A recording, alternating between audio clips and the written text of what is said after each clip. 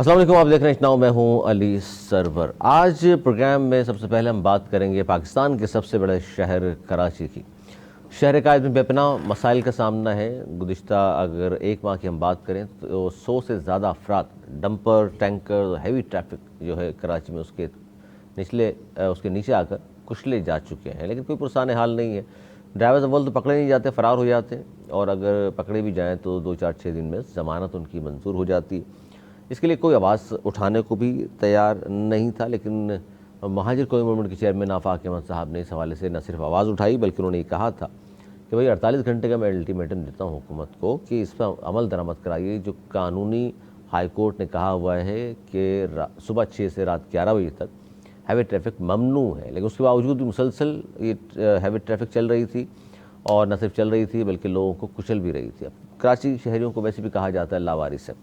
उसके बाद 48 घंटे गुजरे और उसके बाद जो शहरी हैं कराची के, जो जिस गम गुस्से का उन्होंने इजहार किया, क्योंकि कब तक बर्दाश्त करें, मुसलसल जनाजे उठा उठा कर भी थक गए हैं शहरी।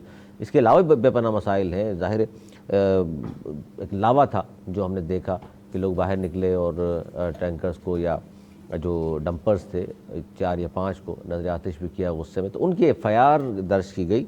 और जब प्रेस कॉन्फ्रेंस की आफाक अहमद साहब ने उसी शाम, ये गुज़िश्ता शाम की बात हम कर रहे हैं, तो वहाँ पुलिस पहुँची मौके पर, लेकिन उस वक्त कहा गया कि जी हम तो आपकी सिक्योरिटी के लिए आए हैं।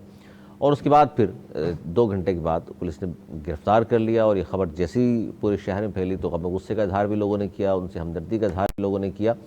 और ज़ाहिर कह रहे हैं कि जी किसी शख्स ने अगर आवाज़ उठाई है तो उसके साथ ये क्या किया है आपने कि फौरी 3 FIR भी दर्ज हो गई और गिरफ्तारी भी फौरी हो गई। इसी पर हम बात करेंगे सारा मामला है क्या कराची के शहरियों के लिए कोई भी शख्स अगर आवाज़ उठाएगा, बोल तो कोई आवाज़ उठाता नहीं है, तो क्या यही रवैया होगा हुकूमत का? क्या डंपर माफिया या ये जो हैवी ट्रैफिक वाले लोग हैं इतने ताकतवर हैं, किसी की भी FIR कटवा सकते हैं, पकड़वा सकते हैं? इसी पर हम बात करें। हमारे साथ मौजूद है नवेद ज़ुबैरी साहब, सीनियर तजज़ियाकार हैं। दानिश, बहुत शुक्रिया। अनीस मंसूरी साहब, मारूफ सहाफ़ी तजज़ियाकार, आपका भी बहुत शुक्रिया। सर, क्या कहेंगे? गाड़ियाँ नजर आतिश करने का आज केस जो है उसमें आज आफाक अहमद साहब की इस्मानी रिमांड किस्ता की गई, जिसको मुस्तरद किया, उन्होंने जेल भेजने का हुक्म दे दिया। क्या कहेंगे? सारा सिनेरियो मैंने आपके सामने रखा, अब आपको क्या लगता है ये हुआ क्या है? बिस्मिल्लाहिर्रहमानिर्रहीम। देखिए, मुझे तो ऐसा लगता है कि लावारिस कराची को का कोई वारिस बन के उभरा है। गुज़िश्ता कई माह से ये चीज़ें हम देख रहे थे कि कभी कोई तेज़ रफ्तार पानी का टैंकर उड़ा देता था किसी गरीब को, कभी डंपर को चलते हुए ले जाता था, और 1-1.5 माह में 92 के करीब शहरी जहाँ बाक हुए। एक तरफ ये था, दूसरी तरफ ट्रैफिक पुलिस का ये हाल था कि किसी भी पुल के नीचे कहीं भी देखे तो बहुत सारे पुलिस वाले हर वक्त मोटरसाइकिल सवारों को रोक के उनके साथ चलान और पैसे का लेन देन करते नजर आते थे। और जो दूसरी पुलिस थी वो रैंसम के मुकदमात में हमने देखा गिरफ्तार हुए बड़े बड़े लोग, बड़े बड़े नामवर, और मोबाइल छीनने में और दूसरी चीज़ों में पुलिस वाले मुलविस नज़र आए। तो जो कराची की मैंडेट की दावेदार जमातें थीं वो सब इस चीज़ पे खामोश थी। तालीमी इदारों में हमने देखा कि कराची की तुलबा के साथ बहुत ज़्यादा ज़्यादतियाँ हुई और फेल किए गए, जबकि दीगर शहरों की तुलबा की परसेंटेज बहुत हाई की गई। फिर इसी तरीके से MCAT के इम्तहान का देखा, पहले पर्चा आउट हो गया, रिज़ल्ट अजीब व गरीब आया, उसके बाद दोबारा रिज़ल्ट आया तो भी वो काबिल कबूल नहीं था, और 200 से ज़ायद कराची के जाली डोमिसाइल पे मेडिकल और इंजीनियरिंग यूनिवर्सिटी में दाखिला दे दिया गया। ये सारी बातें जो कराची के मैंडेट रखती हैं, जो दावेदार हैं, अगर आप बात करें MQM पाकिस्तान की, जिनके पास सबसे बड़ा मैंडेट है, वो अंदरूनी खलफिशार नजर आए। कभी हैदराबाद पे एक पार्टी का कब्जे की कोशिश करते हैं, कभी गवर्नर की हिमायत, कोई गवर्नर के खिलाफ ना रहे, और ओहदे हमें नहीं मिले, ओहदे एक के पास हैं, ये चीज़ें नज़र आती रही मीडिया में। दूसरे PTI जो कहती है कि हमने इतनी सीटें दी थी और हमको 47 ये वो, उनका एक नारा नज़र आया कि खान को रिहा करो, खान को रिहा करो। दूसरे की बात ही नहीं है कराची की, किसी मसले पे कभी उनकी आवाज़ सुनाई नहीं देगी। जमात इस्लामी जब से हाफिज नईम गए हैं अमीर बन के, तो यहाँ पे भी बस वो खाली पीली कभी वो नज़र आते हैं नमक की तरह, खुद अमीर बन गए। पीपल्स पार्टी की जो जमात है, जिनकी सबसे ज़्यादा जिम्मेदारी थी, ना वो बहसियत जमात पीपल्स पार्टी कराची की आवाज़ उठाती नजर आई, और गवर्नमेंट की तो मैंने बताया कि पुलिस का जो हाल है। तो ऐसे मौके पे जब एक आवाज़ उभरी कराची की शहरियों के लिए, तो कराची के शहरियों को लगा कि कोई है हमारा, और उन्होंने इसके खिलाफ सड़कों पे नज़र आए, जो कि एक बड़ी हैरानकुन बात थी, क्योंकि पिछले कुछ इलेक्शन से MQM ये महाजिर कौमी मूवमेंट को ना इतनी सीटें मिली, ना कोई वोट इस काबिल जिक्र मिले। लेकिन आफाक बाहर से अल्ताफ हसन के बाद दूसरे बड़े एक लीडर माने जाते थे उनके सीनियर, लेकिन वो बस पर्दा ही नज़र आते थे। लेकिन इसके बाद अब पिछले 48 घंटों में वो एक कराची के बड़े लीडर बन के उभरे हैं, और जिस फुर्ती से उनको गिरफ्तार करके जो बेढंगी FIR काटी गई है, जिसका जज ने भी अपने रिमार्क्स में बोला कि ये क्या है। तो बहरहाल कराची की तेज़ी से सूरत में बदलती हुई देख रहा हूँ, और लगता तो यही है कि कराची की आवाज़ अब बाकी पार्टियां भी उठाएंगी कि ये क्या हो गया, ये कौन बाजी ले गया। तो कराची के लोगों के लिए एक ही अच्छी। अनीस मंसूरी साहब क्या कहेंगे इस सारे वाक़े पर, क्योंकि लोग बहुत ज़्यादा ख़ासतौर पर अगर हम सोशल मीडिया की बात करें तो मुतहर्रिक हैं और बार बार बात कर रहे हैं आफाक अहमद साहब की कि उनके साथ ज़्यादती हुई है, लोग ये समझते हैं। लेकिन डंपर माफियाज़ की अगर हम बात करें, माफियाज़ के लिए इसलिए हम इस्तेमाल करते हैं सिर्फ उन लोगों के लिए जो धमकियाँ दे रहे हैं कराची के शहरियों को, और जो लफ्ज़ उन्होंने इस्तेमाल किए हैं वो आपने वीडियो देखी है। अली बहुत शुक्रिया आपका। देखिए, कुछ लोग फसाद चाहते हैं और वो अपनी ताकत के नशे में और उनके सरपरस्त इतने मजबूत समझे जाते हैं कि वो ये समझते हैं कि कराची शहर के अंदर वो अगर लोगों को मारेंगे, लोगों को धमकियां दें और उनके ख़िलाफ़ कोई आवाज़ भी ना उठाएं। डंपर एसोसिएशन ने जो चंद मिनटों का धरना दिया और उसमें जो उन्होंने वीडियोस रिकॉर्ड की, उसमें उन्होंने इन डंपर से शहीद होने वाले उन नौजवानों को 2-2 टके का करार दिया, उन्हें रोकने वालों को 2-2 टके का करार दिया, और एहतजाज करने वालों को ये रोकते हैं, एहतजाज करते हैं, इनको 2-2 टके का कहकर ये कहा कि इनको तो हमारे डंपर निमट लेंगे। ये खुली धमकी है, कत्ल की धमकी है, और मैं ये समझता हूँ कि कत्ल की धमकी पूरी एक साजिश है जिसके तहत इस शहर के अंदर गुज़िश्ता 40 दिनों के अंदर 96 अफराद अपनी जान से जा चुके हैं। आप खुद तसव्वुर कीजिए कि पिछले दिनों कारसास के करीब जो एक हादसा हुआ डंपर का, खातून का, आप वो वीडियो देखिए कि किसी महज़िब माशरे के अंदर इस तरह का मंजर देखा जा सकता है कि औरत की लाश सड़क पर खून में लथपथ पड़ी हुई हो, उसके साथ उसका शौहर खून में लथपथ पड़ा हुआ हो, सोचिए उसके साथ एक और शख्स खून में लथपथ पड़ा हो, 3 अफराद वहाँ पर जाम की बाजी हार रहे हों, और वीडियो में ये मंजर वाज़े तौर पर नज़र आ रहा हो कि जनाब जुल्म और सितम बर्पा करने वाला वो कातिल डंपर वहाँ पर मौजूद है, और उसका मालिक धमकी देता है कि अगर इसे रोका गया तो जो 2 टके के लोग का लफ्ज़ इस्तेमाल करते हुए कहता है कि उसे देख लेंगे, और हुकूमत खामोश तमाशाई बनी बैठी रहती है। मैं आज ये बात करूंगा तो पीका कानून मुझ पर लगा दिया जाएगा, मैं सड़क पर निकलकर उन्हें इस जुल्म से रोकने की कोशिश करूंगा तो मुझे दहशतगर्द करार देकर हथकड़ियां पहनाकर अदालत में इस तरह से रखा जाएगा जैसे मैंने ही इनको मारा है। यानी उन तमाम लोगों का कत्ल भी हमारे सर पर आ जाएगा, और कातिल जो है वहाँ पर आराम से बैठकर फ़ख्र से वीडियो बनाते हुए सिंध हुकूमत का शुक्रिया अदा करेगा, वाह सिंध हुकूमत आपने क्या काम अंजाम दिया है। यह है सरकार, यह है इंसाफ, यह है यहाँ पर अदल, और यह है यहाँ पर जान की कीमत। क्या कहेंगे ज़ुबैर साहब, ये ख़ासतौर पर आज जब पेश किया गया उनको हथकड़ियाँ लगाकर, एक सीनियर सियासतदान है, एक लीडर है और ज़ाहिर सियासत कर रहे हैं 40 साल से वो भी, फिर दहशतगर्दी की दफ़ात शामिल की गई हैं और जो मज़क्क़ाख़ेज़ किस्म की FIR दर्ज की गई है, मतलब वहाँ जो आग लगा रहे हैं बकौल उनके मुद्दई के, जो उनको मार पीट रहे हैं, वो बता भी रहे हैं कि जी हमें हमारे जो कायद हैं आफाक अहमद साहब, उनके कहने पर, मतलब कहीं होता है ऐसा? बड़ी मज़ाक़ FIR मैंने खुद पढ़ी और बहुत गौर से कई दफ़ा पढ़ी। उसका जो ज़रिया होता है कि FIR कटाने का, बज़रिया डाक लिखा है, मकसद किसी ने उनको ख़त लिख के आगाह किया और जिसका पता बता रहे हैं हैदराबाद का, उस ड्राइवर का, कि जनाब वो लोहे की प्लेटें लोड करके निकला तो रास्ते में जो है रोक के बोला दिन में आप लेकर आए हो और हमारे कायद आफाक अहमद ने हमें किया है कि कोई ऐसा हो तो जला देंगे। और इस बुनियाद पे मैं इश्ताल अंगेज़ी दिलाने पर आफाक अहमद पर दहशतगर्दी का मुकदमा कायम करने की दरख्वास्त करता हूँ। और वो जो मुद्दई थे वो हाजिर भी नहीं थे। अगर मैं तो ये तो अगर वो मोदी आके अपना जो बयान है एक दफ़ा पढ़ के खुद अपनी ज़ुबान से अगर वो सुना दें तो जो सदा हो वो लेने को तैयार हूँ। मतलब ये स्क्रिप्ट था, स्क्रिप्ट के बहुत जल्दबाजी में ये FIR काटी गई और बड़ी क्या डंपर एसोसिएशन वाले इतने ताकतवर हैं कि गवर्नमेंट ने घुटने टेक दिए, ये समझा जाए? देखिए ये तो बहुत ही गवर्नमेंट को बहुत ही ज़्यादा इस वक्त ध्यान से देखना पड़ेगा कि उनकी हुकूमत भी है और उनकी गवर्नमेंट भी है, तसलसल से है। अगर उनके वज़ीर दाखिला से ट्रैफिक पुलिस और ये पुलिस नहीं संभल रही तो उनको चाहिए कि बहुत और वज़ीर भी हैं, शरीफ मेमन है, मुसलसल अच्छा काम कर रहे हैं, उनको ये जिम्मेदारी दे दी जाए। नासिर शाह का नाम भी बहुत अच्छे वज़ीर हुए, इनके पास अच्छे लोग भी हैं, ऐसा नहीं है। तो कोई मजाक नहीं है कि वजारतें एक्सचेंज कर दी जाएँ आपस में, तो शायद वो उसको संभाल लें, एक से नहीं संभाला तो दूसरे से संभल जाए। इस तरीके से तो ऐसा उनकी पार्टी भी बदनाम हो रही है और गवर्नमेंट भी बदनाम हो रही है और बहुत मिसहैंडल हो रहा है कराची। आप तालीम के शोबे में देख लें, आप लॉ एंड ऑर्डर को देख लें, आप ट्रैफिक में देख लें, हर तरीके से वो उनकी जो है कोताहियाँ गलतियाँ नज़र आ रही हैं और मुसलसल नज़र आएंगी तो ज़ाहिर बात है एज अ गवर्नमेंट भी नुकसान उठाएंगी और एज अ पॉलिटिकल पार्टी भी वो नुकसान उठाएगी।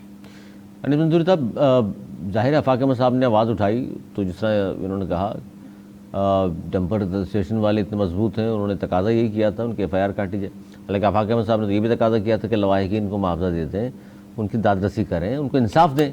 उस पर तो अमल दरामद नहीं हुआ। उन्होंने कहा जी उस आदमी की FIR काटें, तो FIR भी कट गई। देखिए अली, यहाँ पर ना सियासी जमातों और हुकूमत का किरदार देखने के काबिल है। सबसे पहले आइए आप हुकूमत के तर्जुमान मुसलसल टीवी चैनल्स पर बैठकर, सोशल मीडिया पर बैठकर डंपर्स माफिया की तर्जुमानी करते हुए नजर आते हैं और वो ये कहते हैं कि जना सर सबको मालूम है कितने बाअसल लोग हैं, कहाँ कहाँ से किनका सिस्टम चलता है, कैसे सिस्टम चलता है, सबको मालूम है कि कौन कहाँ से किस तरीके से लेता है।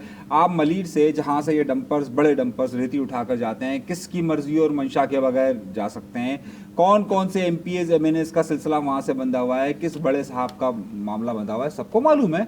वाटर टैंकर का मामला सबको मालूम है, बात करने के लिए सबकी ज़बानें बंद हो जाती हैं।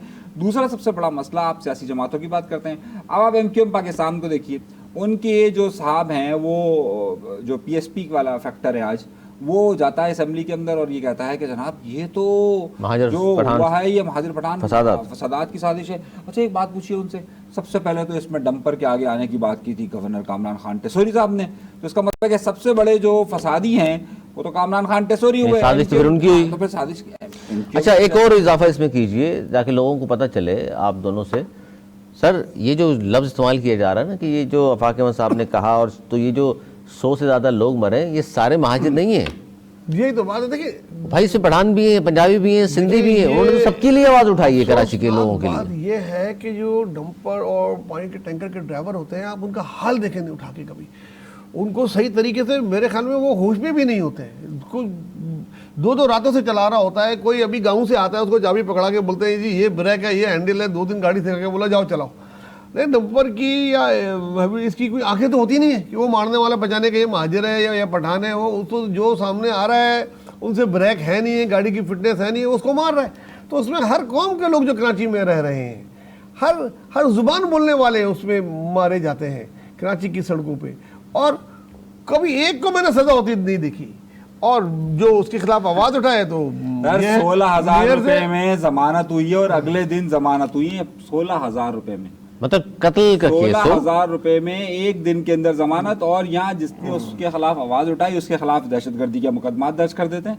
जनाब ये इसके खिलाफ आपने बात की, दहशतगर्दी का मुकदमा। अच्छा ये बताइए सर, आप चूंकि सियासी बैकग्राउंड भी रहा आपका, पहले आपसे जानना चाहूँगा, अगर कोई भी मुलजिम कोई भी वारदात कर रहा है, गैर कानूनी काम कर रहा है, और वहाँ वो गैर कानूनी काम करते हुए ये कहे कि जी मुझे तो फलां ने कहा था, वो किसी भी बड़े आदमी का नाम ले दे कि जी ट्रंप ने कहा था, मुझे फलां ने कहा था किसी का, तो फिर वो कसूरवार होगा जिसका नाम ले रहा है वो? नहीं, उसको बेचारे को पता ना हो घर बैठा। देखिए अगर वो तो कह रहा है जी मुझे पकड़ा जाए और वो बोलते जी मुझे वज़ीर आज़म ने कहा था या मुझको जो है फला लीडर से मुतासिर हो गए, तफ्तीश से पहले आप पकड़ ले उस आदमी को, तो क्या उसको गिरफ्तार कर लेंगे क्या? नहीं, जो एक अडल्ट है 18 साल से ज़्यादा उम्र का एक आदमी है, वो अपने किए का खुद जिम्मेदार है पहली बात तो, और वो क्यों कर रहा है उसकी क्या अज़ाइम में ये भी देखा जाता है कि दुश्मनी थी उसकी टैंकर वाले से या ड्राइवर से उसकी कोई पर्सनल दुश्मनी थी नहीं। एक हादसे के बाद एक चीज़ अपने आप एक रिएक्शन होता है, वो एक अलग रिएक्शन होता है उससे की बुनियाद पे, और ये 12 हर जगह देखा जाता है ये उस तरह।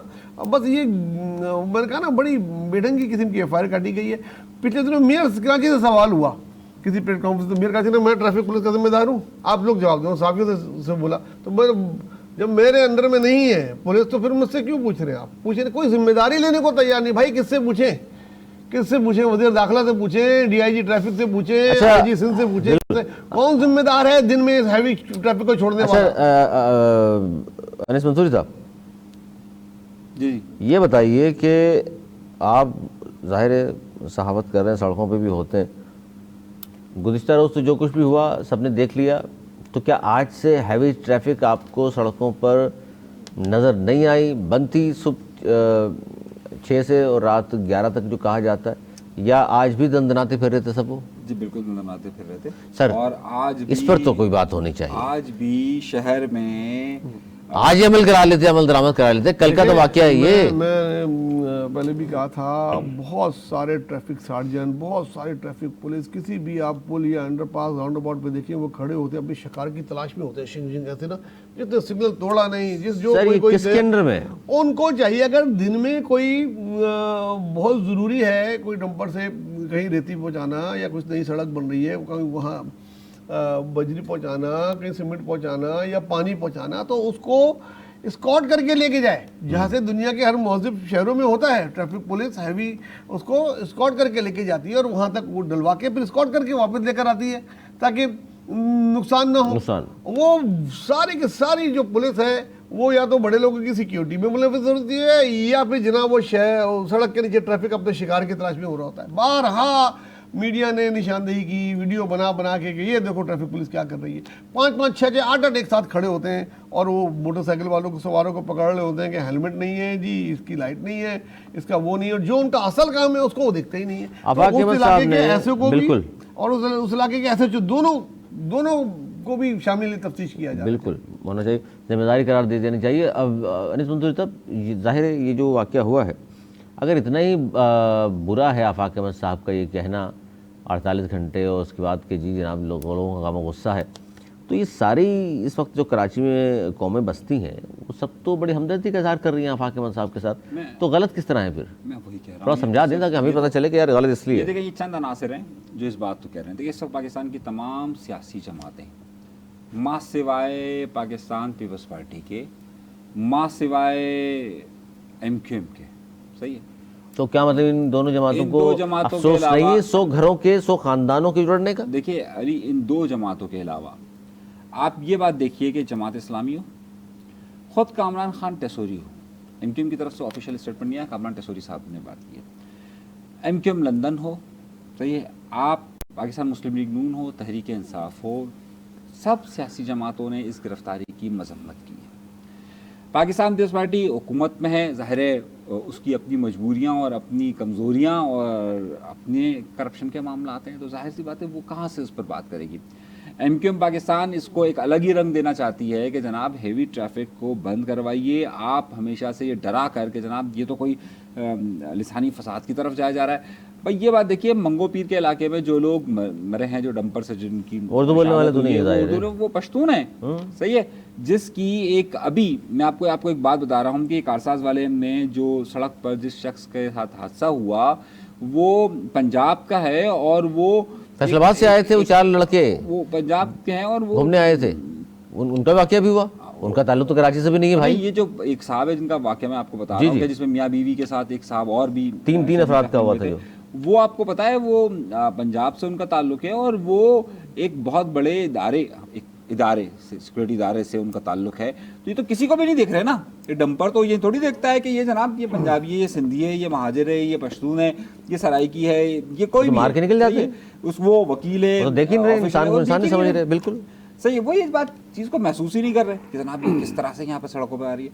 अरे सवाल ये बनता है कि जनाब ये लिसानी मामला नहीं है, इसे ना आफाक अहमद साहब, ना जमात इस्लामी, ना PTI, ना कोई और सियासी जमात इसे लिसानी रंग दे रही है। मसला है इसका इंतज़ामी, इसे हल नहीं किया जा रहा है।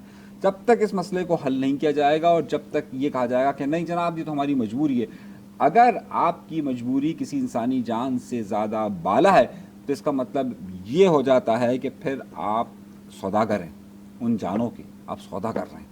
ये सौदागरी छोड़िए, ये धंधा छोड़िए, और आप बराह मेहरबानी खुदा का वास्ता है, यहाँ पर स्ट्रीट क्रिमिनल्स आपके पास आज़ाद घूम रहे हैं। आप देखिए कि अभी सिर्फ 2-3 दिनों के अंदर के वाक़यात आप देखिए, एक बार फिर शिद्दत आना शुरू हुई है। रमज़ान मुबारक करीब आ रहा है, एक बार फिर स्ट्रीट क्राइम में इजाफा की आवाज़ आ रही है। फिर यहाँ पर डंपर्स माफिया आपके सामने खड़ा हुआ है। कहाँ जाएं, कहाँ जाएं? सर 3 एफआईआर दर्ज हुई हैं, कहा जा रहा है कि 3 एफआईआर दर्ज हुई हैं, एक ही जैसी तकरीबन उनका मैटर है, और जिस तरह का मैटर आपने पढ़ी भी एफआईआर को। और अब 14 तारीख को आज दरख्वास्त तो दे दी जमानत की आफाक अहमद साहब के वकला ने, और 14 को ज़ाहिर है इस पर दलाइल भी होंगे, बात भी होगी। क्या लगता है आपको मामला किस तरफ जाएगा? देखिए, क्योंकि एफआईआर इतनी हल्की है कि उसको वकला ने उड़ा के फेंक दिया, और इवन जज ने उसको एक्सेप्ट नहीं किया, और जेल कस्टडी कर दी, रिमांड भी नहीं दिया। जब रिमांड नहीं दिया, जेल कस्टडी कर दी, तो तकरीबन आधी जमानत समझ लो उस वक्त हो गई। अगर कानूनी जो माहिरीन ये कहते हैं कि अगर उनको 6 या 7 दिन का रिमांड दे दिया जाता तो फिर वो था। जब रिमांड ही नहीं दिया, जेल कस्टडी कर दी, तो मतलब वो इससे एग्री नहीं है इस इल्ज़ाम से। तो इनकी ज़मानत तो कोई डाउट नहीं कि ये जुमे के दिन इनकी ज़मानत हो जाएगी। अब लेकिन क्या इनकी ज़मानत के बाद ये चीज़ें रुक जाएंगी? सवाल निशान ये है सबसे बड़ा कि भाई क्या ये आखिरी वाक़या होगा कि अब मज़ीद सख्ती कर दी जाएगी कि नहीं, और नहीं की जाएगी तो क्या आफाक अब खामोश बैठ जाएंगे वो गिरफ्तार होके? या आने वाले दिन फिर ये इस बात को तयन करेंगे कि अब क्या होने वाला है, कि वाकई कराची के लिए कोई आवाज़ उठाने वाला डर आ ही गया है। यही सवाल है सबसे बड़ा। अनीस मंसूरी साहब, आप इस बारे में क्या कहते हैं? क्या ये देखने के बाद कि आफाक अहमद साहब ने आवाज़ उठाई और माफियाज ने उनको 3 एफआईआर कटवा के जेल भेज दिया, तो क्या कराची का कोई और हमदर्द बनना पसंद करेगा? इनके यहाँ के बसने वालों के लिए कोई आवाज़ उठाएगा? लगता है आपको कोई हिम्मत करेगा? देखिए कराची, क्योंकि सब तो लगता है हथियार फेंक चुके हैं इनके सामने, सरेंडर कर चुके हैं। देखिए ये जो मसलहत के शिकार सियासतदान हैं उनको तो आप रहने दीजिए, लेकिन ये बात देखिए कि कराची की ज़मीन बांझ नहीं है। इसने हमेशा ऐसे बच्चों को जन्म दिया है कि जिसने हर जुल्म के ख़िलाफ़ आवाज़ उठाई है। इसीलिए तो हुकूमती तमाम मशीनरी ये कोशिश करती है कि इस शहर में आवाज़ ना आए। ये तो मुझे ऐसा लगता है कि कभी कभार इस शहर में वो फ़िरौन का निज़ाम आया है कि हर घर से बच्चे को उठा लो कि कहीं पर कोई मूसा पैदा ना हो जाए। ऐसा लगता है यहाँ पर कि हर शख्स को उठा लो कि कोई यहाँ पर मूसा ना पैदा हो जाए। कब तक ये जुल्म बर्बरियत होगी? लेकिन अगर आप ये सोचते हैं कि अगर ये नहीं होगा तो उसके बाद उससे ज़्यादा शिद्दत के साथ कोई और आएगा, आप जितना रोकेंगे उतनी शिद्दत आती जाएगी, जितना रोकेंगे उतनी शिद्दत आती जाएगी। आज एक चेहरा है, कल दूसरा चेहरा हो जाएगा, क्या फ़र्क पड़ेगा? सर, कहा जाता है कि कराची वाले तो जुल्म सितम सहने के आदी हो गए, बेचारे लगे रहते हैं अपने काम धंधे में 2 वक्त की रोटी के लिए। कोई कितना जुल्म कर ले, टैक्स लगा दे, सड़कें ना बनाए, घर में पानी ना आ रहा हो, बिजली की लोड शेडिंग हो रही हो, गैस के बड़े बड़े बिल आ जाएं, वो बेचारे खामोश रहते हैं। सर ऐसे ही रहेगा हमेशा? खामोशी रहेगी? या आफाक अहमद साहब जैसे लोग सामने आके आवाज़ उठाएंगे, उनके साथ ये हो जाएगा तो फिर खामोशी हो जाएगी? देखिए, मैं तो पहले कई बात करता था, अब तो पी का कानून आ गया। अब मैं इस किस्म की बात करूंगा जैसे रिपीट करता था तो हो सकता है ये आ जाए कि और आ गया कि मैं स्टाल अंगेजी दिला रहा हूँ लोगों को हम कि भाई आप निकलो, अपने हक के लिए, और अगर कोई लीडर नहीं होगा तो फिर आप देखिए तक आप बचेंगे। देखिए अगर कोई लीडर भी नहीं होगा ना तो लोग खुद अपने आप ये करेंगे। ये की तो नजर आ गई ना इनको। अब ये भी हो सकता है कि फिर अगर कोई वाकया खुदा न खाता होगा तो उसके साथ भी यही होगा, उसको भी जलाया जाएगा, टैंकर को भी, और ज़्यादा फसादात उभरेंगे। तो अब हुकूमत को हरकत में आना चाहिए। तमाम पार्टियों पे मेरे जो आज रिपोर्ट आई है मुख्तलिफ पार्टियों की अपने अंदरूनी इजलासों की, सब में खलबली मच गई है। कभी ये क्या हो गया यार, हम तो लड़े हुए आपस में लड़ रहे थे, अरे हम तो इस चीज़ में कर रहे थे, हम तो खाली खान को रिहा की बात कर रहे थे। सारी पार्टियाँ आपस में करी है, ये तो कराची को ऐसा नहीं हो कि कोई तीसरा ही ले उड़े। तो अब बाकी पार्टियों को भी आवाज़ उठानी पड़ेगी, वरना गया उनके हाथ से कराची। अनीस मंसूरी साहब, एक और भी जिक्र कर लेते हैं। उनका जिक्र तो गो के हुआ है थोड़ा सा, लेकिन वो दूसरे अंदाज से हुआ। ज़ाहिर है जिनके 22 MNAs हैं सिंध के शहरी इलाकों से, उनके पाकिस्तान की बात कर रहा हूँ, उनके हवाले से ज़ाहिर है पिछले दिनों बड़ी ख़बरें रहीं कि जनाब बड़े इख्तलाफात हैं आपस में और बहुत कुछ चल रहा है, और खालिद मकबूल को कोई हटाना चाहता है, कोई और आना चाहता है, कोई गवर्नर बनना चाहता है, कोई वज़ीर बनना चाहता है, कोई मुशीर बनना चाहता है। और पहले कामरान रसूल के ख़िलाफ़ नारेबाजी हुई, फिर वहाँ मुस्तफ़ा कमाल साहब के ख़िलाफ़ हो गई। ये क्या सारा मामला है? जिनके 22 MNA जो हुकूमत में भी बैठे हुए हैं, रावी उनके लिए चैन लिखता है, उसके बावजूद उनकी पार्टी में ये क्या चल रहा है? क्या कहेंगे आप? देखिए, जब खाना ज़्यादा हो ना तो फिर तकसीम पर लड़ाई ज़रूर होती है, और जब खाना कम हो तो सब्र और शुक्र सब अदा करते हैं कि यार थोड़ा सा भी मिल जाए तो बहुत होता है। मामला यह है कि जो चंद अफराद अपने आप को ये समझते हैं कि जनाब उनसे बेहतर अक्ल कुल कोई भी मौजूद नहीं है, वो ये समझते हैं कि जनाब ये लीडरशिप तो हमारे अलावा किसी और का हक है ही नहीं। सही है, हमने देखिए फ़लाँ के ताउन से इसको पछाड़ा, फ़लाँ के ताउन से इसको पछाड़ा, फ़लाँ के ताउन से इसको पछाड़ा। सही है, अब ये कोई मसला ही नहीं है। उन्हें ये बात का अंदाज़ा नहीं है कि जनाब वाला जब आपने फ़लाँ के ताउन से फ़लाँ को पछाड़ा तो फिर जब आपने बहुत बड़े ओहदे की बात की तो वो नहीं मिला, फिर आपने फ़लाँ के ताउन से फ़लाँ को पछाड़ा तो फिर वो ओहदा नहीं मिला, फिर फ़लाँ के ताउन से फ़लाँ के साथ आकर मिल बैठे तो फिर ओहदा नहीं मिला। तो अब अगर आप बग़ैर ताउन के चलेंगे तो फिर यही इज़्ज़त अफजाइयाँ होंगी। तो क्या ताउन की ही आपस में लड़ाई है? नहीं, मसला यह है कि इस वक्त एमक्यूएम के स्टेज पर लोग ज़्यादा मौजूद होते हैं और आवाम कम होती है। कारकुनान कम है, लीडरान ज़्यादा हैं, आप ये कह रहे हैं? सारे ही लीडरान हैं। एक तो सारे एमएनए हैं, वजारत एक है, दूसरी वजारत मिलने के इम्कानात हैं, तो आपस में दस्ते गिरेबां हैं।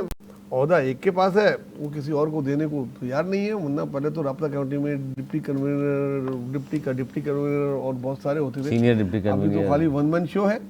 इसको भी वो सोच रहे हैं कि जो जैसे बाकी जमातों के लीडरान होते हैं उस तरह चलाए, तो उसी की जंग है। और देखें ये एक्सपोज हो गया ना, अब एक लीडर ने, एक वाकया ने इनको एक्सपोज कर दिया। सब आज सब के सब परेशान होंगे जो कराची की मैंडेट की बात करते हैं कि यार कराची की मैंडेट, तो कराची में तो आवाज़ ही नहीं उठाई। दूसरी आवाज़ जो आफाक अहमद की प्रेस कॉन्फ्रेंस जो सबसे खतरनाक थी, इससे भी ज़्यादा मैं कहता हूँ, वो है 200 डोमिसाइल चेक करने की उन्होंने बात की थी कि उन 200 लोगों का जिनका कराची की सीटों पे कराची के डोमिसाइल पर एडमिशन है, हर एक का डोमिसाइल चेक कराया जाए। इनका दावा ये है कि उसमें से बेशतर जाली डोमिसाइल है और वो पता नहीं किन के बच्चे हैं। तो ये भी एक बड़ी बात थी। ये बात और कोई उठाता नहीं है। बातें घूम फिर के तो आ रही हैं हुकूमत के ऊपर ही सर। देखिए आएंगी हुकूमत के ऊपर। मैं बार बार पीपल्स पार्टी की क़यादत को ये बोलता हूँ कि आप ज़रूर, आप बार बार बिलावल साहब बोलते हैं कि हम कराची के हैं, कराची को ओन करते हैं, और वज़ीर को भी ताकीद करते हैं मुख्तलिफ प्रोग्रामों में, जलसों में कि आप ये करें, आप वो करें, पुलिस को ये करेंगे, वो करेंगे, रिफॉर्म लाएंगे, लेकिन सिर्फ बातें करते हैं। अमली तौर पे हम खुद देखते हैं ट्रैफिक पुलिस क्या कर रही होती है सड़कों पे, और जो दूसरी पुलिस है उसके जो माजी करीब में जो उनकी ऊपर मुकदमात बने हैं, जो उनके बड़े बड़े अफसरान गिरफ्तार हुए हैं, वो डकैती में, रैंसम में, इन चीज़ों में, तो वो ज़ाहिर बात है हुकूमत पर ही आएगी बात। उनको सोचना पड़ेगा कि अगर पार्टी बचानी है तो हुकूमत को सही से चलाना पड़ेगा, मेरिट पे चलाना पड़ेगा। और एक खाली पुलिस की कोताही की वजह से पूरी पीपल्स पार्टी और पूरी गवर्नमेंट सिंध बदनाम हो रही है। अनिस मंसूरी साहब, आपके दोस्त हरदिल अजीज़, हम सबके कामरान टसूरी साहब गवर्नर सिंध, उन्होंने डंपर माफिया के खिलाफ आवाज़ तो उठाई थी और एक हफ्ते का टाइम ही दिया था जो गुजर गया कि मैं सामने आ जाऊंगा डंपर्स के। इतना बड़ा वाक़यात हो रहे हैं, क्या सोच रहे हैं, वो क्या कर रहे हैं, कुछ अंदाज़ा है आपको? अब सामने आ रहे हैं। देखिए कामरान टसूरी साहब, एक को हमेशा ख्वाहिश रहती है वो पोस्टर बॉय हो, सही है, तो पोस्टर बॉय कोई और है। हाँ, इस बार तो वो पोस्टर बॉय की जगह थोड़ी सी मिस हुई है, तो कोशिश उनकी पूरी थी कि वो पोस्टर बॉय की जगह जो है वो उनको मिल जाती। लेकिन वो इस पर भी जाएंगे नहीं कि जनाब वो हाथ से जाए। वो अभी रमज़ान आ रहा है, अभी बहुत सारे मामला आ रहे हैं, तो आप देखेंगे जल्द ही उनको जगह मिल जाएगी। हर शख्स ही चाहता है कि, देखिए ना, बेसिकली कामरान टसूरी साहब की खुद एमक्यूएम के चंद लोगों के साथ क्या मामला हैं, वो जो कहते थे कि नंबर 1 हम हैं। और आज पता है क्या हुआ है, एक और बात मैं आपको बताना भूल गया। जी। वो जज साहब जब आफाक अहमद साहब की समाअत कर रहे थे तो उन्होंने कहा, एक आदमी आता था वो कहता था मैं तो पता नहीं दुनिया का नंबर 1 हूँ, सही है, और उससे सड़कों का क्या हाल करके छोड़ दिया है। तो ये जज साहब के अल्फाज है, ये जज साहब के अल्फाज है। उन्होंने कहा यार दुनिया का एक नंबर 1 कहता था, वो कुछ नहीं कर सका, वो ऐसी बातें करके चला गया, तो ये बाकी सबका क्या हाल है। और पता है कि उन्होंने और भी बात कही, उन्होंने कहा यार वो कह रहे हैं वो एक बैठा हुआ है जेल में, वो तो उसके हाथ लोग जोड़ रहे हैं और कह रहे हैं कि तू जा, वो कह रहा है कि यार मैं नहीं जाऊंगा, सही है, मैं यहीं रहूंगा, मुझे यहीं से सियासत करने दो। ये जज साहब के रिमार्क से मैं आपको बताऊं, बड़ी बात है जनाब, जज साहब कह रहे हैं कि एक और को अपनी हीरो बना रहे। वो उन्होंने कहा, उन्होंने पुलिस वाले से कहा, उन्होंने कहा यार आप पागल तो नहीं हो, एक आदमी को, एक सियासतदान को जो इतने अरसे से सियासत कर रहा है, आप उसको इस तरह हथकड़ियाँ लगाकर इस तरह से लेकर आ रहे हो, आप क्या करना चाह रहे हो? मतलब आप ये तो बताएं। जज साहब ने बाकायदा ये कहा, बोला यार आप क्या कर रहे हो, आप ये समझ भी नहीं आया। देखिए इनके लिए तो जिंदगी है, ये इनके लिए तो फ्यूल है, आप इनको लेकर जा रहे हैं, सही, आप इनका रिमांड मांग रहे हैं, इनके लिए फ्यूल है। आपको ये बात समझ में नहीं आ रही? जाम कराची की जाहिर आज का पूरा प्रोग्राम हमें करना है। एक पटिशन पे मैं बात करना चाहूँगा अनिस मंसूरी साहब, जिसमें जाहिर है आप भी शामिल हैं, हम भी शामिल हैं, जिसमें पीका के हवाले से उसका क्या स्टेटस है सर, कहाँ तक बात पहुँची? और चीफ जस्टिस शफी सिद्दीकी साहब के सामने थी और वो तो अब जा रहे हैं सुप्रीम कोर्ट ऑफ पाकिस्तान। देखिए ये बहुत बड़ा मसला था और इसे बहुत ही, मैं समझता हूँ कि जज साहब शफी सिद्दीकी साहब जो कि chief justice Sindh high court थे, उनको अभी जो कमीशन का इजलास हुआ उसमें उन्हें प्रमोट करके सुप्रीम कोर्ट ले जाया गया। मामला यह है कि हमने जो, मैंने और आपने जो, हमने पीका के हवाले से सिर्फ सिंध से हम ही वाहिद आवाज़ हैं, हम दोनों, और हम ही वो लोग हैं कि जिन्होंने जो है वो हमेशा चैलेंज बात की और हमने सहाफ़ी के हकूक़ के लिए बात की। और हम जब अदालत गए तो वहाँ पर उन्होंने पहले तो रिमार्क्स कहा कि जनाब मजीद दलाइल दीजिए, फिर उन्होंने काबिल समाअत रखा और फिर उन्होंने 14 दिन का वक्त देकर ये कहा कि वफाक को नोटिस कर दिया। अब मामला यह है कि मेरी दरख्वास्त है अदालत आलिया से कि अब जो नए चीफ जस्टिस साहब हैं उनसे कि जनाब वाला इस मुकदमे को ज़रा रोज़ की बुनियाद पर देखा जाए, जितनी जल्दी वो देख सकेंगे उतना अच्छा है और जितनी जल्दी मामला हल हो सकेंगे। क्योंकि देखिए जिस तरीके से हम डंपर की मुखालफत करते हैं कि यार ये रोज़ाना सड़क पर घूमते किसी की जान ले सकते हैं, इसी तरीके से ये पीका कानून है, ये आज़ाद हो चुका है और इसकी जद में सिर्फ जर्नलिस्ट नहीं आ रहे, हर आम शहरी आ रहा है। बिल्कुल। मैं chief justice Sindh high court से दरख्वास्त करूंगा आपके प्रोग्राम के तवस्सुत से कि बराह मेहरबानी इस मुकदमे को रोज़ की बुनियाद पर सुनें और इस मसले को हल करें, वरना इससे बहुत सारे लोगों का मुस्तकबिल दाव पर लग जाएगा। हमारे कई नौजवान बेवजह जेलों के अंदर मौजूद होंगे और ये जुल्म और सितम की एक नई कहानी रकम होगी। उससे पहले बराह मेहरबानी अगर आप इसकी समाअत रोज़ की बुनियाद पर कर देंगे तो हम सब के लिए और बल्कि पूरे पाकिस्तान के लिए आसानी होगी। क्या कहेंगे दुबे साहब? जी बिल्कुल ज़रूर। और जिस तरह साबिक चीफ जस्टिस ये सुन रहे थे तो मैं तो ये दरख्वास्त करूँगा कि ये मुकदमा यूँ बहुत अहम और बहुत हसास है, तो जो अब नए चीफ जस्टिस बने हैं वो खुद ही इस मुकदमे को सुने और रोज़ की बुनियाद पे सुने और इसका जो है फैसला जल्द से जल्द करें, ताकि सहाफ़ियों के हाथों में जो बेड़ियाँ और हथकड़ियाँ पड़ गई हैं वो जो है उससे आज़ाद हो सकें। और आवाज़ें ऐवानों से भी आ रही हैं कि वो भी तरमीम पे राज़ी हैं, ऊपर भी बातचीत चल रही है, तो जितनी जल्दी इसमें तरमीम हो, असेंबलीज में बात हो रही है और बहुत ऊपर नहीं जाए हम, तो असेंबली में बात हो रही है कि इसमें कुछ तरमीम करनी चाहिए और पार्लियामेंट सुप्रीम है। हाँ, तो पार्लियामेंट में ये हो सकता है वहाँ से भी कोई आपको खुशखबरी मिल जाए और वाकई आप लोगों को अप्रिशिएट करते हैं कि आप लोग गए, कम से कम आप लोगों ने इस मुकदमे के लिए दरख्वास्त दी और वो सुना गया और जल्द से जल्द सुना जाए, जितनी जल्दी हो सबको फायदा है। बिल्कुल, इसको वापस होना चाहिए जी, काला कानून हम तो कहते हैं इसको, इसीलिए गए भी हैं और आवाज़ उठा रहे हैं। जाहिर सिंध के हवाले से उससे पहले भी आवाज़ उठाते रहे, वैसे तो पूरे पाकिस्तान के सहाफ़ियों का मसला है, सब लोगों का ही मसला है। अच्छा जी, का भी जिक्र है आज? नहीं, ख़त का जिक्र आज नहीं, हमने पूरा प्रोग्राम आज कराची में किया है खासतौर पर, क्योंकि बहुत ज़्यादा मसाइल हैं पूरे पाकिस्तान के, तो वही मसाइल है। कराची में तो कोई पूछता ही नहीं, सबसे ज़्यादा रेवेन्यू देने वाले शहर की बात ही नहीं करता कोई। बहुत अच्छे। अच्छा, ये बड़ी अहम बात है, ये कराची में जो चैनल्स हैं बड़े बड़े, वो कराची के मसले के अलावा दुनिया की हर बात करते हैं। यहाँ के भी जो एंकर्स हैं, जो अपने आप को बहुत बड़े बड़े एंकर कहते हैं, कराची की बात नहीं करेंगे, वो पता नहीं कहाँ का अंटार्कटिका की बात कर रहे होंगे, अपने मसाइल हल नहीं हो रहे, उस पर आवाज़ नहीं उठाते। अच्छा जी, सैफ मुल्क की जो सीरीज़ है उसमें रिजवान और सलमान के सेंचुरियाँ, पाकिस्तान ने साउथ अफ्रीका को शिकस्त देकर फाइनल में पहुँच गया है, 14 तारीख को फाइनल है। लेकिन दिलचस्प बात यह है इसमें कि जनाब पहले खेलते हुए अफ्रीका ने 352 रन बनाए 5 विकेटों के नुकसान पर। पाकिस्तान ने 49 ओवर में 353 रन बना लिए सिर्फ 4 विकेटों के नुकसान पर। सर 700 से ज़्यादा रन्स बने इस मैच में, ये भी एक नया रिकॉर्ड है।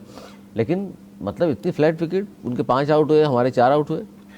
देखिए, आप तो किसी हाल में खुश नहीं होते। अगर मैच 3 दिन 4 दिन में ख़त्म होता है, बोलते हैं ये कैसी विकेट बनाई है, बैट्समैन को खेलने के लिए चांस ही नहीं मिल रहा। अब अगर उन्होंने बैटिंग विकेट बना दी और उसमें इतने रन के ढेर उन्होंने लगा दिए और पाकिस्तान ने वो रन बना भी लिए, चेस भी कर लिए, तो एक अच्छी बात है। लेकिन क्रिकेट का मज़ा लोग चौके छक्के देखने के लिए जाते हैं, टू बी ऑनेस्ट। जो तमाशा ये वनडे, एक दिन की क्रिकेट है, टेस्ट क्रिकेट तो है नहीं, वनडे क्रिकेट है। इसमें अगर खाली बॉलिंग उसके लिए विकेट बना देंगे तो बैट्समैन तो ऐसे ऐसे करते ही नजर आ जाएंगे, तो वो उसमें मज़ा नहीं आएगा। तो मेरे ख्याल में सही बैटिंग विकेट बनाई है, और इसको थोड़ा सा और बैलेंस कर देंगे। 350 नहीं तो कम से कम 300, 280, 300 तो वनडे में बनने चाहिए, ताकि तमाशाई को भी मज़ा आए और उसको भी आए। भारत पाकिस्तान ने इस वक्त तमाम दुनिया के सामने एक एक एक एक, एक मेरिट क्रिएट कर दिया है कि देखो हम 350 रन का टारगेट भी पूरा कर सकते हैं। आसान नहीं लेना हमको, आसान नहीं लेने का। क्या कहेंगे अनीस मंसूरी साहब? देखिए, हमारे पीसीबी का अलमिया जो है ना, उस नई नवेली बहू जैसा है कि जो कभी खाने में जो है वो नमक नहीं मिलाती और कभी अगर इतना ज़्यादा कर देती कि खाया ही ना जाए। असल में ना ये पिचें स्लो बना पाते हैं ना फास्ट बना पाते हैं, सही है। ये हमेशा ऐसा काम करते हैं कि इतनी स्लो कर देंगे कि बाद में खुद रो रहे होंगे और इतनी फास्ट कर देंगे कि जनाब खुद रो रहे होंगे। तो दरअकीकत एक दरमियान की चीज़ होती है कि बहू पता नहीं ये कब आकर सीखेगी कि जनाब अब आप थोड़ा सीनियर हो गए हो, अब ज़रा सा एक ऐसी पिचें बनाना शुरू कर दो कि जो जिस पर जो है वो आप प्रिडिक्ट ना कर सकते हो कि भाई ये तो बिल्कुल ही मरी हुई है या बहुत ही ज़्यादा है। एक जिस तरह इंटरनेशनल एक स्टैंडर्ड होता है, हम उस स्टैंडर्ड से बहुत कोसों दूर है, पहली बात। दूसरी बात, मैं बार बार आपसे कह रहा हूँ, आप मेरी बात को डिनाई करते हैं, लेकिन इस वक्त बाबर आजम का घर बैठकर मैच देखना और कमेंट्री करना, क्योंकि उनकी इंग्लिश भी बहुत अच्छी है, वो आप करवाइए। आपके सामने उनके नताइज मौजूद हैं। मैं बार बार मुसलसल आउट ऑफ फॉर्म, एक आध सीरीज में कोई फेल होता है। मैं बार बार आपसे कह रहा हूँ, आप लोग मान ही नहीं रहे। आपका फेवरेट है मैं जानता हूँ, लेकिन देख तो लें आप कितनी सीरीज निकालेंगे आप। देखें, किंग बाबर खाली मेरा फेवरेट नहीं है, दुनिया की बहुत सारे मुल्क के नौजवानों का और क्रिकेट लवर्स का फेवरेट है। अच्छा, कितने बहुत ही अच्छा। कितने मैच सोचे में? 300-400 मैच फेल हो जाएगा, उसके बाद फिर निकालेंगे। अब मसला ये होता है, आज थोड़ा आराम कराएं, उससे बाद में बैटिंग फॉर्म वापस आ जाए। ऐसे बैट्समैन को जीने की कोई भी टीम आराम नहीं करा सकती। अभी बैट्समैन जो पिछले तीन इंडिया मैचों में में उन्होंने 50 मारी है और आज भी बहुत ही बेहतर खेल रहे थे। बड़ा अच्छा आगाज उन्होंने दिया था, मगर कोई भी एक बॉल होती है, बैड लक होती है, थोड़ा सा बैड लक से गुजर रहे हैं। मगर मुझे उम्मीद यही बाबर आजम आपको देखिए, इस वर्ल्ड कप में की फिल्म इंडस्ट्री शुमाली हिंद की फिल्म इंडस्ट्री ने जब शाहरुख खान को 60 साल की उम्र में भी हीरो लाना शुरू किया, तो आज ये देखिए कि जो साउथ इंडिया की फिल्में हैं वो कहाँ जाकर पहुँच गई। आपको ये इसकी पूजा नहीं करनी पड़ती कि यार अगर मैं फेवरेट है तो जनाब ये खेल है, सही है। आपको बस सियासतदान की तरह के जब तक ये मर नहीं जाएगा मैं इसका मुरीद हूँ, इस तरह की बात ना करें, संजीदा लें इसे, सही है। आप अपनी इंडस्ट्री के साथ नुकसान कर रहे हैं। सही बोल रहे हैं सर। बच्चन साहब की फिल्में नहीं चल रही थी शहंशाह के बाद, उन्होंने साइड में किया, नए लड़के आ गए, अक्षय कुमार आ गया, शाहरुख आ गया, सलमान आ गया, आमिर खान आ गया, सारा मेरे ख्याल में बाबर की अभी क्रिकेट बाकी है और इस वर्ल्ड कप में बाबर बहुत अहम रोल अदा करेगा। थोड़े से इतने बड़े प्लेयर को थोड़ा सा कॉन्फिडेंस देना पड़ता है। दे तो रहे हैं, कितनी सीरीज दें, तो आप देखिए ये परफॉर्म करके देगा आपको। अभी दो मैच और देख लें, अगर 2 मैचों में परफॉर्म नहीं किया तो मैं आपके सामने आपके साथ दूंगा। आज जिस तरह वो बैटिंग करते हैं, मैंने देखे जो उन्होंने ड्राइव्स खेली है, जो 4 उस दिन उन्होंने जो खेले हैं चौके और तेज खेलने की कोशिश कर, एक तो उनका नंबर जो सेट है उनको ओपनिंग करनी पड़ी, वो ओपनर नहीं है, बेसिकली ओपनर नहीं है, लेकिन ओपन भी करना पड़ा है, फिर भी हो जाता है। बड़े बैट्समैन पे ऐसा टाइम आता है, हर बड़े बैट्समैन पे ऐसा आया, लेकिन बाबर का जो है अभी क्रिकेट मैं समझता हूँ बाकी बस उसको कमर्शियल में बहुत जगह है सर, आप बात कर लीजिए, हो जाएगा। मैं 2 मैच और इंतजार करूँगा, फिर आपके साथ तनकीद चलूँगा। चलें जी, जाते जाते एक और खबर शामिल करें। ख़राब अंग्रेज़ी की वजह से अदाकारा मीरा पर बरतानिया में दाखिले में 10 साल की पाबंदी लगी थी। अच्छा हुआ ये ख़राब उन्होंने बोली क्या, वालदा का नाम गलत बताया इंग्लिश में और ट्रांजिट की जगह ट्रांजैक्शन बोल दिया। इमिग्रेशन का काम नहीं, मीरा को लंदन से वापस कर दिया। सॉरी, मैं कमेंट नहीं कर सकता, मैंने ये न्यूज़ पढ़ी नहीं और कानून ऐसा आ गया पीका कि मैं अगर इसमें कोई कमेंट कर दूं तो ये ट्रांसलेटर ले लेती है यार कोई, अगर ऐसा है ये 10 साल के लिए। मीरा जो इलेक्शन में कहाँ ट्रांसलेटर, वो इस तरह का इल्जाम नहीं लगाती। देखिए, ट्रांसलेटर वो मुहैया कर दिया, अगर आपको इंग्लिश बोलनी नहीं आती तो आप तो बोल क्यों रही थी, उन्होंने थोड़ी कहा था इंग्लिश बात करें। शुक्र है उन्होंने टूरिस्ट की जगह टेररिस्ट नहीं बोल दिया। भाई ट्रांजैक्शन कहना था, ट्रांजिट कह दिया। आप किस चीज़ के लिए आए, वो बोले अगर वो बोलती थी टेररिस्ट के लिए आई हूँ, हालांकि वो टूरिस्ट बोलना चाह रही होंगी कि टूरिज्म के लिए आई हूँ, और बड़ा मुश्किल हो जाता। अभी तो वापस कर दिया, वो गिरफ्तार भी हो सकती थी। तो बहरहाल अगर कोई जुबान बोलनी नहीं आए तो इसमें कोई बुराई नहीं है। उनकी वालदा ने बरतानिया हाई कमीशन दरख्वास्त की कि मीरा को वीज़ा जारी किया जाए, और लंदन में इमिग्रेशन वालों की अंग्रेज़ी मीरा को समझ में नहीं आई और ना फिर उनकी को आई। ट्रांसलेटर लेना चाहिए, वहाँ मौजूद होते हैं। अनीस भाई ज़्यादा तो जनाब मनीष मंसूरी साहब, नहीं मैं क्योंकि अभी मीरा तो बड़ी अभी इनकी अभी पसंद है, अभी हीरो हमारे नहीं है। हाँ, वो अभी तो। देखिए अभी जो है ना आपके ज़माने की है। नहीं भाई अभी लंदन से होकर आए हैं तो ज़्यादा कवानीन की बारे में ग्रिप जो है वो इन्हें ज़्यादा है। तो मैंने दे दिया ना, मैंने बता दिया ना, ट्रांसलेटर उनके पास हाँ, होते तो हैं, आप जब दे आपने देते। बात कर ली तो उसके बाद तो फिर नहीं बात नहीं, की बात आपकी है। तो नहीं हम मीरा से खास है नहीं तो हम तो ये जानना चाह रहे हैं, अगर एक्ट्रेस मीरा की इंग्लिश मशहूर है, आपको पता है किसने बेहतरीन अंदाज से इंग्लिश बोलती हैं। चले वहाँ भी गलत बोलती हैं उन्होंने, लेकिन उनको थोड़ा सा ख्याल करना चाहिए था।